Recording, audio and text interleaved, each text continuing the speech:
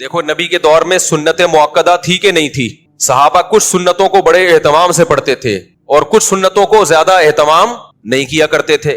بعض لوگوں نے سنت مؤکدہ ہی کا انکار کر دیا. یہ بھی جہالت ہے کہ بس 5 نمازیں فرض ہیں, سنت مؤکدہ کی کوئی حیثیت نہیں ہے. ایسے لوگوں سے الزامی دلیل سے بات کیا کریں. کوئی یہ کہتا ہے نا کہ سنت مؤکدہ سرے سے ہے ہی نہیں, اور وہ حدیث پیش کرتے ہیں کہ نبی صلی اللہ علیہ وسلم کے دور میں ایک صحابی نے کہا میں صرف 5 نمازیں پڑھوں گا, اور چند باتیں کی. آپ نے فرمایا جس نے جنتی کو دیکھنا ہو تو اس کو دیکھ لے. تو اس نے کہا کہ بھائی ان لوگوں نے, وہ اسکالرز کہتے ہیں کہ اس میں سنت مؤکدہ تو کہیں ہے ہی نہیں, صرف 5 نمازیں ہیں. تو ان لوگوں سے ہمارا سوال یہ ہے کہ اگر کوئی فجر کی بھی 2 سنتیں چھوڑ دے ساری زندگی تو کیا کوئی حرج ہے؟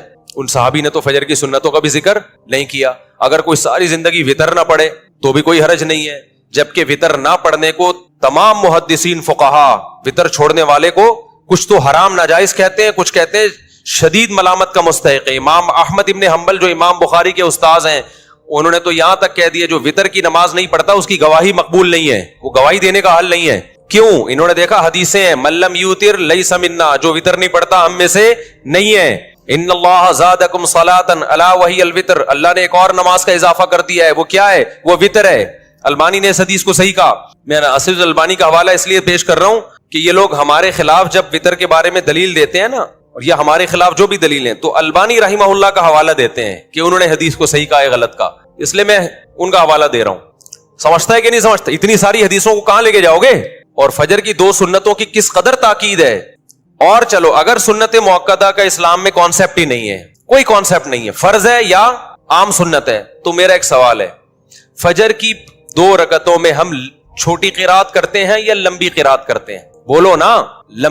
لمبی قرات ہے نا, مغرب کی نسبت فجر کی نماز چھوٹی ہوتی ہے یا لمبی ہوتی ہے قرات میں؟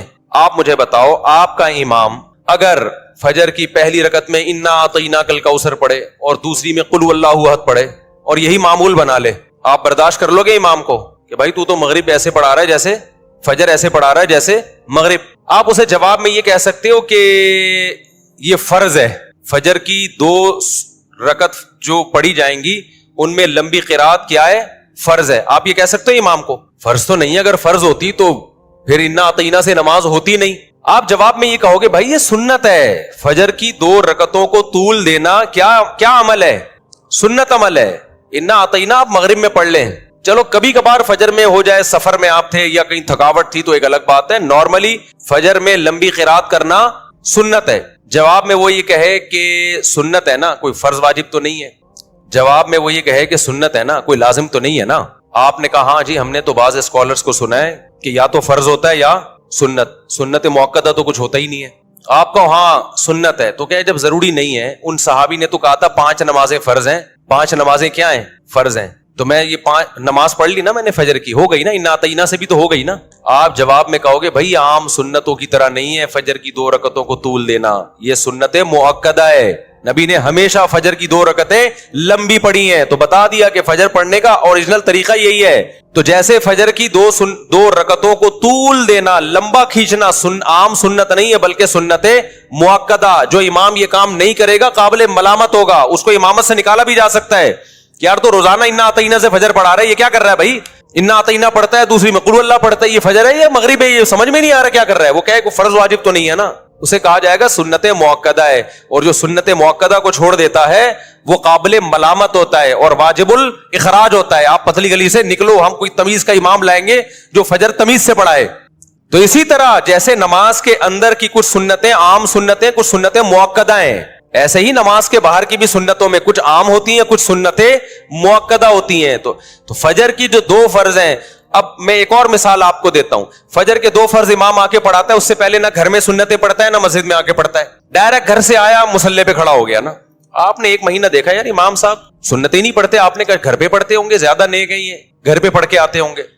آپ نے پوچھ لیا امام صاحب ماشاءاللہ بڑی خوشی ہوئی, آپ فجر کی 2 سنتیں ہمیشہ گھر پہ پڑھتے ہیں ماشاءاللہ. وہ امام نے کہا نہیں میں گھر پہ نہیں پڑھتا, آپ کو غلط فہمی ہوئی ہے. آپ کہیں گے پھر مسجد میں تو نظر نہیں آئے. تو نے کہا میں پڑھتا ہی نہیں ہوں, کیونکہ ہم نے فلاں کا بیان سنا ہے, اس میں کہ 5 نمازیں فرض ہیں, سنتیں بولو پڑھ لو, نہیں پڑھو. پوری دنیا میں کہیں بھی چلے جاؤ نا, کوئی بھی ایسے امام کو چھوڑے گا نہیں. کہا جائے گا یہ جو 2 فرض کے ساتھ پچھلی 2 سنتیں ہیں یہ تمام سنتوں میں سب سے زیادہ مؤکد سنتیں ہیں. تبھی بعض ائمہ کا کی رائے تو یہ ہے کہ اگر جماعت کھڑی بھی ہو جائے تو آپ مسجد کے باہر 2 سنتیں پڑھ لیں بشرطے کہ آپ کو جماعت میں شامل ہونے کا یقین ہو. بعض حضرات کی یہ بھی رائے ہے ان کی تاکید کی وجہ سے, اور بعض صحابہ سے ثابت ہے کہ چھوڑتے نہیں تھے کسی قیمت پہ, تو بس چند ایک حدیث یہاں سے ملی ایک وہاں سے ملی, اٹھا کے پورے کلپ بنا کے لوگ کیا کر رہے ہیں, ڈال رہے ہیں. ضلوا واضلوا, حدیث میں جو آتا ہے نا کہ قرب قیامت میں ایسے لوگ ہوں گے جو خود بھی گمراہ ہوں گے اور دوسروں کو بھی گمراہ کریں گے. تو سنت مؤکدہ کا لفظ ہمیں قرآن و سنت میں نہیں ملے گا, یہ ایک ٹرم ہے, لیکن سنت مؤکدہ ملے گی, یہ لفظ نہیں ملے گا. صحابہ کے دور میں یہ اصطلاحات نہیں تھیں, بعد میں فقہائے کرام نے, علماء نے عوام میں آسانی پیدا کرنے کے لیے کہ ہر عبادت کو اس کا مقام دیا جائے تو اس کے لیے اصطلاحات ایجاد کی ہیں. نبی کے دور میں تو فرض بھی اس معنی میں نہیں تھا جس میں ہم فرض کہتے ہیں. سنت کو بھی فرض کہا گیا ہے اور فرض کو سنت کہا گیا ہے. نبی نے فرمایا من اعرض عن سنتی فلیس منی, جو میری سنت سے اعراض کرتا ہے وہ مجھ سے نہیں ہے. تو اس سے سنت تھوڑی مراد ہے, اس سے فرض مراد ہے, کیونکہ سنت کا لفظی ترجمہ ہے طریقہ. نبی نے فرمایا جو میرے طریقے سے ہٹے گا وہ مجھ سے نہیں ہے. تو اس میں تو فرض بھی داخل ہے, اس میں سنت مؤکدہ بھی داخل ہے, اس میں واجبات بھی داخل ہیں. لیکن بعد میں یہ جو اصطلاح ہے سنت کی, یہ فرض سے فرق کرنے کے لیے, اب ہم کہتے ہیں یہ فرض ہے یا سنت ہے, آپ کہتے ہیں بھائی سنت ہے, تو اب یہ کسی اور سینس میں استعمال ہو رہا ہے یہ لفظ. سمجھتے ہو کہ نہیں سمجھتے ہو؟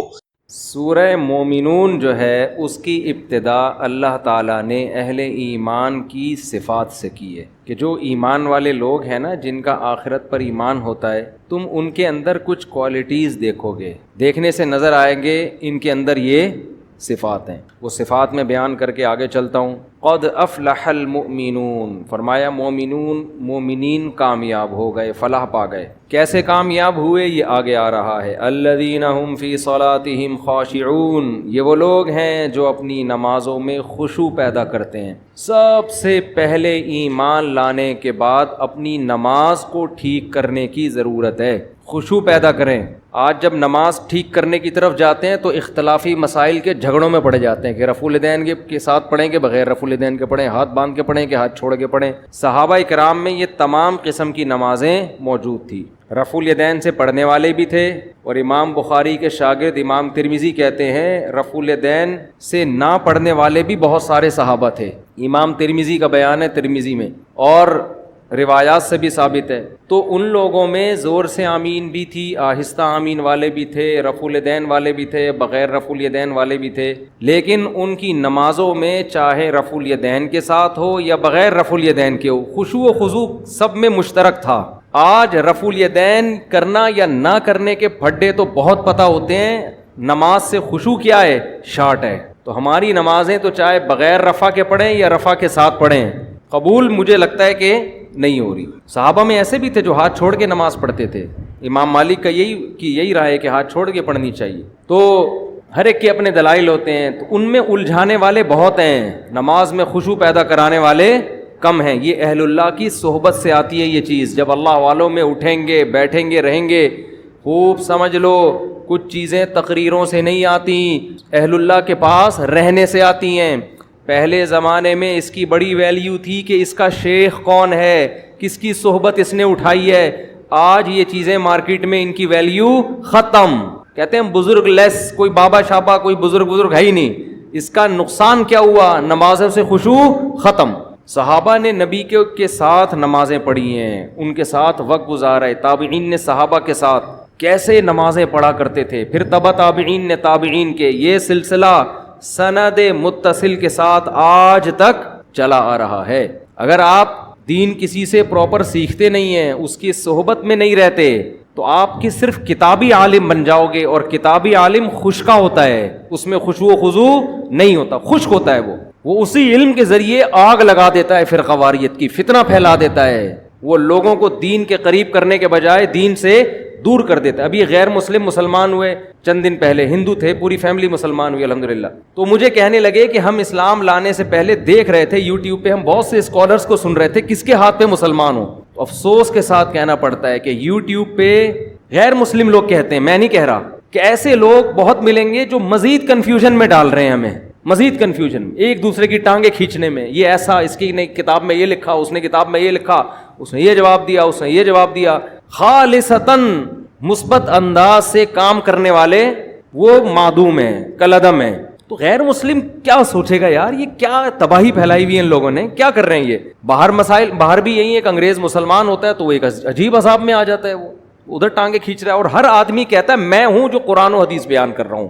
بس جو تمہیں اسلاف سے ہٹا رہا ہے، قرآن و سنت کی وہ تشریح کر رہا ہے جس میں تمہیں اپنا محتاج بنا رہا ہے، اتحاد کا لیبل لگا رہا ہے لیکن امت میں پھوٹ ڈال رہا ہے. جو اسلاف کی دعوت دے گا وہ حقیقی دعوت، نام رکھنے سے نہیں کہ میں سلفی ہوں یا میں دیوبندی ہوں یا اہل حدیث ہوں، جو بھی ناموں میں کچھ بھی نہیں رکھا، عملاً پتہ چلتا ہے، عملاً پریکٹیکلی ہو کیا رہا ہے کہ اس کے پاس بیٹھنے سے علماء کی محبت کم ہو رہی ہے یا بڑھ رہی ہے. بڑھ رہی ہے، اس کا مطلب صحیح ہے. نفرت پیدا ہو رہی ہے، سب سے بدگمانیاں ہو رہی ہیں، یہ ٹھیک نہیں ہو سکتا. تو غیر مسلم اسلام قبول کرتے ہوئے میں نے کئی کو تو نہیں کہہ سکتا، چند ایسے غیر مسلم دیکھے جو واپس کنورٹ ہو گئے کفر میں. اسلام لائے، تبلیغی جماعت میں وقت لگایا، نمازوں میں خشوع پیدا ہو. انہوں نے مجھے خود بتایا کہ جو باقی رہ گئے تھے نا، انہوں نے بتایا، کہہ رہے تبلیغی جماعت میں وقت لگایا، ہماری نمازوں میں خشوع، آخرت، ہمیں تو پتہ ہی نہیں تھا رفع الیدین کے، کچھ رفع الیدین کر بھی رہے تھے، کچھ نہیں بھی کر رہے تھے، ہماری صحت پہ کوئی اثر نہیں پڑ رہا تھا. ہم جیسے دیکھا عام مسلمانوں کو، ہم بھی لگ گئے اس میں. کہہ رہے جب ہم جماعت سے آئے تو پھر ہمیں جماعت المسلمین والے ٹکر گئے.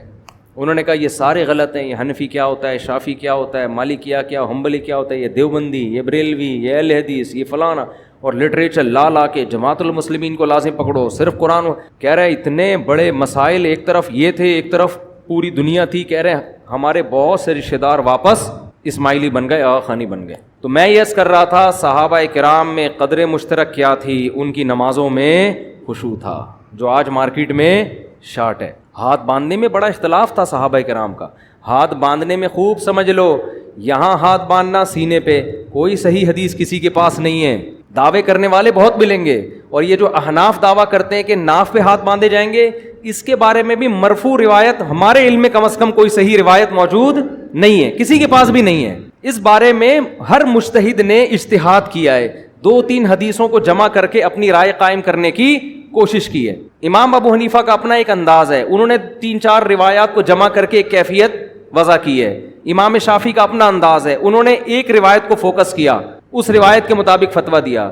تو جو اس میں جزم کے ساتھ کہتا ہے نا یہ طریقہ صحیح ہے باقی غلط ہیں، وہ 100% غلط کہہ رہا ہے. تو دعوے کرنے والے آپ کو بہت ملیں گے، اور ان لوگوں میں سب سے بڑا عیب یہ ہے کہ جب یہ دعویٰ کرتے ہیں نا، ہم کیا کرتے ہیں، کسی نے دعویٰ کیا نا یہ صحیح حدیث ہے، ہم کیا کرتے ہیں نیچے کمنٹس میں حدیث کا ضعیف ہونا ثابت کرتے ہیں ڈسکرپشن میں کہ دیکھو یہ غلط کہہ رہا ہے. وہ کمنٹ کیا کر دیتے ہیں، اڑا دیتے ہیں. اس کا مطلب اندھی تقلید کون کر رہا ہے، آپ کر رہے ہیں کہ اس کی سن رہے ہیں، نیچے ڈسکرپشن میں کوئی اگر اس کا جواب دے رہا ہے تو وہ کیا کر رہے ہیں، اڑا رہے ہیں.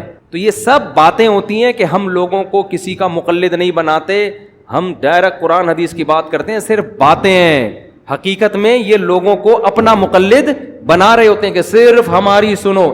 کہتے یہ ہے کہ سب کی سنو، لیکن عمل کیا ہے، کسی کی مت سنو. ورنہ آپ جو ڈسکرپشن میں جب ہم یا کمنٹس میں جب کوئی لنک دیا جاتا ہے اس کے جواب کا تو اڑاتے کیوں؟ تو میں آپ کو یہ بار بار یہ باتیں اس لیے بتاتا ہوں کہ اس زمانے میں دین کے نام پہ چورن بیچنے والے مارکیٹ میں بہت ہیں.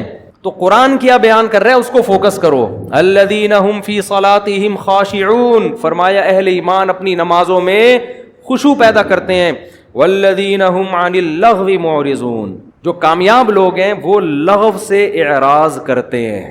لغو کا کیا مطلب، وہ باتیں جن کا نہ دین کا کوئی فائدہ اور نہ آخرت. ٹائم ویسٹنگ، لغو میں ٹائم ویسٹنگ بھی داخل ہے، وہ موضوعات بھی داخل ہیں جن کا ہم سے قیامت کے دن سوال نہیں ہوگا، وہ امت کے لیے اہم نہیں ہے. آپ اہم چیزوں کو چھوڑ کر غیر اہم میں لگ جاؤ، یہ بھی لغویات ہیں. میں نے اپنے شیخ مفتی رشید احمد صاحب رحمہ اللہ کی صحبت میں 7-8 سال لگائے، بالکل چپک کے ایسے. نماز بھی 3 سال پڑھائی میں نے، ہفتے میں 1 دن ہم گھر میں آتے تھے. کتنے بڑے اللہ والے بزرگ تہجد میں اتنی لمبی لمبی نمازیں پڑھتے تھے، روتے تھے. اللہ نے علم اتنا دیا تھا. کئی سال صحیح بخاری پڑھائی ہے انہوں نے دارالعلوم کرنگی میں. حضرت مفتی تقی عثمانی صاحب جو اتنے بڑے عالم جن کے ائمہ حرمین قدر کرتے ہیں، عزت دیتے ہیں، یہ ہمارے شیخ مفتی رشید احمد صاحب کے شاگرد ہیں. 7 سال پڑھا ہے انہوں نے حضرت سے. فتوے کا کام مفتی رشید احمد صاحب رحمہ اللہ نے حضرت اقدس، حضرت مفتی تقی عثمانی صاحب اور حضرت مفتی رفیع عثمانی صاحب کو سکھایا. کتنے بڑے عالم. میں نے 7-8 سال میں ایک مرتبہ بھی یزید کا مسئلہ ان کی زبان سے نہیں سنا. نہ جنگ جمل سنی, نہ جنگ صفین سنی, نہ یہ سنا کہ ان دونوں میں کون حق پر تھا کون باطل پر تھا. پریکٹیکل کام. جو کسی نے پوچھا بھی حضرت یزید, انہوں نے کہا بھائی تم سے قیامت کے دن یزید کے بارے میں سوال نہیں ہوگا. قرآن جگہ جگہ کہہ رہا ہے تلک امۃ قد خلت, یہ لوگ تھے گزر گئے, لہا ما کسبت ولکم ما کسبتم, انہوں نے جو کیا ان کو قیامت میں اس کا بدلہ مل جائے گا. اچھا کیا اچھا ملے گا, برا کیا لعنت ہوگی ان کے اوپر. ولکم ما کسبتم, اللہ تم سے تمہارے عمل کے بارے میں پوچھے گا, تم کیا کر رہے ہو. اپنا عمل زیرو. اور تقریریں دیکھو یار بیٹھ کے, تو لغویات میں یہ بھی داخل ہے, جس چیز کا آپ کی پریکٹیکل لائف سے تعلق نہیں ہے اپنے آپ کو ان چیزوں سے بولو بچاؤ. آپ ڈائری بناؤ یار, میں فجر کی نماز تکبیر اولا سے پڑھتا ہوں, میں ظہر پڑھتا ہوں, میں عصر پڑھتا ہوں, میں مغرب پڑھتا ہوں, میں عشاء پڑھتا ہوں, میں اپنے ماں باپ کے ساتھ اچھا سلوک کرتا ہوں, میں نے بہنوں کی وراثت ان کے حوالے کی ہے, میں حرام تو نہیں کما رہا, میں تجارت میں جھوٹ تو نہیں بول رہا, میں تہجد پڑھتا ہوں, میں تلاوت کتنی کرتا ہوں, میں دین کو دنیا میں غالب کرنے کے لیے کیا کر رہا ہوں. تو آج آپ کو جس کے پاس بیٹھو گے نا وہی باتیں شروع کر دو گے. پنجاب میں حیات ممات کے مسئلے میں اتنا الجھے ہیں لوگ, اتنا الجھے ہیں کہ اچھے ایک جماعت کے طلبہ آپس میں لڑ پڑے ہیں. سارے مسائل ایک جیسے, ایک مسئلے میں اختلاف, اور وہ جو گالم گلوچ اور اتنا زیادہ آپس میں تماشا بنائے کہ آپ الامان والحفیظ. تو والذین هم عن اللغو معرضون کا مطلب کیا ہے؟ وہ تمام چیزیں دیکھو. ایک اہم بات کر کے میں اس آیت کو سمجھاتا ہوں, پھر انشاءاللہ کھوپڑی میں بیٹھے گی. ہے اپنی زندگی سے جو غیر اہم چیزیں ہیں, جو غیر امپورٹنٹ ہیں, اس کو کیا کر دو, بولو نا یار, نکال دو. امپورٹنٹ کی ڈیفینیشن کیا ہے, یہ بڑا اہم مسئلہ ہے. ہم نے ایک دفعہ ورک شاپ کروائی نا ٹائم مینجمنٹ کی, اللہ سلیمان احمد صاحب کو جزائے خیر دے, بڑے زبردست آدمی ہیں. یہ امپورٹنٹ کی ڈیفینیشن انہوں نے ہمیں بتائی, اور بہت خاندانی ڈیفینیشن بتائی. حکمت کی بات جہاں سے لو لے کے آگے پارسل کر دو. تو جو ان کا اسٹائل تھا اسی اسٹائل سے میں بھی پوچھ رہا ہوں. ہم نے پھر ورک شاپ میں نے خود کروائی, تو میں نے اس میں پوچھا کہ امپورٹنٹ کی ڈیفینیشن کیا. ہمیں امپورٹنٹ کام کرنے چاہیے, جو غیر امپورٹنٹ ہیں ان کو زندگی سے نکال دینا چاہیے. اب امپورٹنٹ کی ڈیفینیشن کیا ہے؟ اب ہم جب لوگوں سے پوچھتے ہیں بہت اہم, موسٹ امپورٹنٹ, اس کو امپورٹنٹ کہتے ہیں, ٹھیک ہے نا. بہت اہم کام جو بہت ضروری ہو. ابھی یہ تو ضروری امپورٹنٹ, یہ تو آپ الفاظ بدل رہے ہیں نا. امپورٹنٹ کی ڈیفینیشن یہ ہے کہ آپ کا جو ہدف ہے نا, جو چیز آپ کو اس ہدف میں پہنچانے کا ذریعہ بنے وہ کام امپورٹنٹ ہے, اور جو اس ہدف تک سے روکنے کا ذریعہ بنے وہ نقصان دہ آپ کے لیے. وہ کیا ہے؟ وہ جو وہاں تک روکنے کا ذریعہ بنے نا, وہ کیا ہے؟ جو اس میں نقصان کا ذریعہ بنے ہدف تک پہنچانے کا, وہ غیر امپورٹنٹ. اب دیکھو آپ کے پاس ٹائم کم ہے, زندگی محدود ہے, آپ کا ایک ہدف ہے اللہ کی رضا. مسلمان کا اصل ویژن کیا ہوتا ہے؟ اللہ کی رضا, جنت ہے. اس ویژن کو حاصل کرنے کے لیے چھوٹے چھوٹے ویژن بنانے پڑتے ہیں. جنت تک پہنچنے کے بہت سے طریقے ہیں نا. بھائی ایک آدمی صبح پڑھا ہوا ہے, اسکول نہیں جا رہا, کیوں نہیں جا رہا؟ بھائی میرا ہدف ہے اللہ کو راضی کرنا, میرا ہدف تعلیم ہے ہی نہیں, میں اسکول نہیں جاؤں گا. اس کو بولو کما کے لا, کہہ رہا ہے میں کماؤں گا نہیں. میں کمانے کے لیے پیدا نہیں ہوا, میں کس کے لیے پیدا ہوا ہوں؟ اللہ کے لیے. بعض لوگ ایسے اللہ کا لفظ بڑھ کے نا بول رہے ہوتے ہیں. یہ میں اللہ کا لفظ اس لیے بولتا ہوں, ایک پرویزی تھا منکر حدیث, ہم جب بھی اس کے پاس جاتے نا ہمیں الو بنا رہا تھا. وہ کہہ رہا ہے ہم قرآن کو مانتے ہیں, قرآن کو. تو یہ اللہ کا لفظ بڑے جلال سے بولتا تھا, ایک دم ہمارے دل دہل جائیں گے, یا تو بڑا نیک آدمی ہے. تو رب العالمین نے فرمایا. تو یہ نا منہ بھر بھر کے ٹوپیاں بہت کراتے ہیں. تو خیر, تو اب وہ نہ پوستی آدمی, نہ وہ اسکول جا رہا ہے, نہ وہ کالج جا رہا ہے, نہ وہ ایجوکیشن میں بڑھ رہا ہے آگے, نہ وہ کم بخت بزنس کی طرف توجہ دے رہا ہے. جب اس سے پوچھا جائے, کہہ رہا ہے میرا ہدف بزنس ہے ہی نہیں. لوگ کہتے ہیں بھائی کم بخت تیری شادی کیسے ہوگی جب تو کمائے گا نہیں, کھائے گا نہیں. تو کہہ رہا ہے میرا ہدف شادی نہیں ہے, میرا ہدف ہے اللہ کی رضا. صحیح کہہ رہا ہے غلط کہہ رہا ہے؟ الو بنا رہا ہے. ابے اللہ کی رضا کے لیے تو دنیا میں کچھ کرنا تو پڑے گا نا. یوسف علیہ السلام نے مصر کی وزارت قبول کی, کس کے لیے؟ اللہ کی رضا کے لیے. بادشاہ بن گئے مصر کے, کس کے لیے؟ اللہ کے لیے. تو اللہ کی رضا کے لیے جتنا دنیا میں آپ آگے جا سکتے ہو, کیونکہ جو آدمی دنیا میں جتنے اونچے مقام پہ جاتا ہے اتنی بڑی معاشرے میں وہ تبدیلی لا سکتا ہے. تو آپ نہیں جائیں گے, برے لوگ آگے چلے جائیں گے, تو کمپٹیشن ہے, تو کچھ تو کرنا ہے نا. تو اس کو وہ ایک ہدف بنانا پڑے گا آپ کو. یار میں نے یہ کرنا ہے تاکہ میں اس کے ذریعے کس کو خوش کر سکوں؟ اللہ. آپ ڈاکٹر بننے کو ہدف بناتے ہو, یار میں لاکھوں لوگوں کی جان بچا لوں گا, اس سے اللہ تعالیٰ کیا ہو جائے گا؟ خوش ہو جائے گا. کماؤں گا بھی پیسہ. ڈاکٹر کے پریشان ہو جاتے ہیں کہ صرف اللہ کے لیے کریں, پیسے نہ لیں. تو بھائی پیسے بھی لیں آپ, پیسہ کمانا بھی ہدف ہو سکتا ہے, مالدار بننا بھی ہدف ہو سکتا ہے. مالدار بنوں گا اللہ کے لیے, مالداروں کے الگ فضائل ہیں حدیث میں, وہ ابھی ٹاپک ادھر چلا گیا تو بات لمبی ہو جائے گی. تو آپ نے ایک ہدف بنایا کہ یہ میرا اصل ہدف ہے, اور الٹیمیٹ ویژن کیا ہے؟ آخرت. تو وہ چیز جو آپ کو اس ہدف تک جانے تک روکے وہ آپ کے لیے کیا ہے؟ لغو ہے. قرآن کیا کہہ رہا ہے؟ والذین هم عن اللغو, وہ غیر امپورٹنٹ ہے, وہ لغو ہے. قرآن کہہ رہا ہے یہ لغویات سے بچتے ہیں. تبھی ہم نے ڈاکٹروں کو نہیں دیکھا یزید کے پھڈے میں پڑھتے ہوں, MBBS میں ایجوکیشن حاصل کر رہے ہوں, اور کوئی ان کو تقریر سنا, یار تو یزید کا مسئلہ ذرا حل کر کے بتا, یار بنو امیہ کے بارے میں رپورٹ پیش کر. وہ کہے گا بھائی کل میرا پیپر ہے میرے ابا نے مجھے باہر بھیجا ہوا ہے رشیا میں, یونیورسٹی میں پیسے خرچ کیے ہوئے, میں اس میں فیل ہو گیا نا, میں جہنم میں بہرحال چلا جاؤں گا, یزید جائے نہ جائے.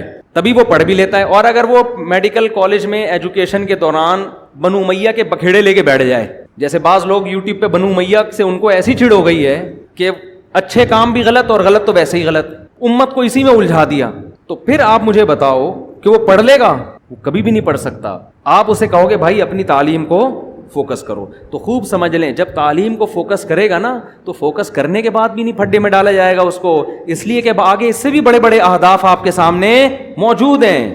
تو اس لیے قرآن کہہ رہا ہے وہ تمام چیزیں جو آپ کو عملی تبلیغ میں سنا, کبھی ریونڈ میں کبھی سنا آپ لوگوں نے تبلیغ جماعت میں حاجی عبدالوہاب صاحب نے 3 گھنٹے کا بنو امیہ پہ بیان کیا ہو؟ کبھی سنا؟ تبلیغی اجتماع 3 دن کا ہوتا ہے, 3 گھنٹے کے بیانات بھی ہوتے ہیں. کبھی سنا کہ انہوں نے بنو عباس بنو امیہ کے بارے میں رپورٹیں پیش کی ہوں اور کیڑے نکالے ان میں بیٹھ کے؟ ان کو پتا ہے بھائی جو ہدف ہے اس سے کیا ہو جائیں گے, رہ جائیں گے. تلک امۃ قد خلت لہا ما کسبت, لوگ تھے جو چلے گئے, انہوں نے وہ جو کمایا تھا ان کو مل گیا, جو نیکیاں کی تھی اس کا بدلہ, جو برائیاں کی اس کا بدلہ. ایک مثال دے کے بس آگے چلتا ہوں. فرعون نے موسیٰ علیہ السلام سے پوچھا, موسیٰ علیہ السلام نے کہا توحید پر ایمان لے کر آ. فرعون نے کہا فما بال القرون الاولیٰ, اے موسیٰ میرے باپ دادے کا کیا ہوگا جو ہمارے گزر گئے, وہ تو سارے مشرک تھے. اب موسیٰ علیہ السلام اگر کہہ دیتے جہنم میں جائیں گے سارے کے سارے, تو بحث کا رخ کیا ہو جاتا؟ چینج. فرعون کہتا دیکھو تم سب کے باپ دادوں کو کیا کہہ رہے ہیں؟ جہنمی. لوگ طیش میں آتے. اب اللہ کے بارے میں ڈیبیٹ ختم ہوتی اور ایک نئی ڈیبیٹ شروع. اب پہلے ان کو ثابت کرو کہ یہ جنتی ہیں کہ جہنمی. مناظرے کا رخ ہی کیا ہو جاتا؟ چینج. موسیٰ علیہ السلام نے دیکھا کہ یہ ایک لغو بات بیچ میں لے کر آ گیا ہے, اگر میں اس کی باتوں میں پڑ گیا نا تو جو اللہ نے مجھے ہدف دے کے بھیجا ہے اس ہدف سے میں پیچھے رہ جاؤں گا. حضرت موسیٰ نے کیا جواب دیا؟ علمها عند ربی فی کتاب. وہ کہاں جائیں گے اللہ کو پتا ہے. بھائی کتنا زبردست جواب دیا. علمها عند ربی فی کتاب, اللہ نے کے پاس کتاب میں سب کے نام ایڈریس لکھے ہوئے, کس نے کہاں جانا ہے. لا یضل ربی, میرا رب کبھی غلطی نہیں کرتا کہ بھیجنا جنت میں تھا اور بھیج کہاں دے؟ جہنم میں. جان کر بھی ایسی غلطی نہیں کرتا. ولا ینسا, اور بھولتا بھی نہیں ہے کہ بھیجنا جنت الفردوس میں تھا, بھولے سے کہاں بھیج دیا؟ جہنم میں. تو اے فرعون اللہ کو پتہ ہے کون کہاں جائے گا. الذی جعل لکم الارض مہدا, میں اس خدا کی دعوت دے رہا ہوں جس نے زمین کو تمہارے لیے بچھونا بنایا. دیکھو حضرت موسیٰ نے بات کیسے پلٹ دی کہ نہیں پلٹ دی, اور پھر اللہ کی بڑائی بیان کرنا شروع کر دی. اس لیے کہ فرعون کو سب سے زیادہ تکلیف یہ ہو رہی تھی کہ میرے محل میں میرے علاوہ کسی اور کی کبریائی کیوں بیان ہو رہی ہے. اور موسیٰ علیہ السلام کو جو مشن دیا گیا تھا وہ یہ کہ آپ نے فرعون کے محل میں وہ کام کرنا ہے جو آج تک کسی نے نہیں کیا. وہ کام کیا ہے؟ اس کے محل میں, اس کے سامنے, اس کے درباریوں کی موجودگی میں خدا کا انٹروڈکشن کروانا ہے. آپ کے پاس ٹائم کم ہے, جتنا اللہ کی حمد و ثنا کر سکتے ہیں آپ وہ حمد و ثنا کریں. تبھی تو فرعون جوش میں آ کے کہنے لگا ان رسولکم الذی ارسل الیکم لمجنون. لوگو تمہیں جس کو اللہ نے پیغمبر بنا کے بھیجا ہے نا وہ دیوانے ہیں معاذ اللہ. میں پوچھتا کیا ہوں, جواب کیا دیتے ہیں؟ یہ صحیح ہے نا, میں پوچھتا کچھ اور ہوں اور جواب کچھ اور دیتے ہیں. تو دیوانے نہیں تھے, بڑے عقل مند تھے. انہیں پتا تھا اس کے سوالات کے جواب دینے پر آ گیا تو میں اپنے ہدف سے دور رہ جاؤں گا. تو یوٹیوب پہ جو بھی اٹھ کے مکھنچو چیلنج کر دے نا اور آپ جا کے اس کے جوابوں میں لگے ہوئے ہو, ہر فضول سے فضول آدمی کو لفٹ کرا رہے ہو, اور آپ ہر اس کے لوگ آ رہے ہوتے ہیں اس کا جواب دو, اس کا جواب دو. میں نے کہا اعتراضات دنیا میں قیامت تک کبھی بھی ختم نہیں ہوں گے, تو ہوتے رہیں گے. آپ اپنے ہدف کو فوکس کرو. آپ کا ہدف کیا ہے؟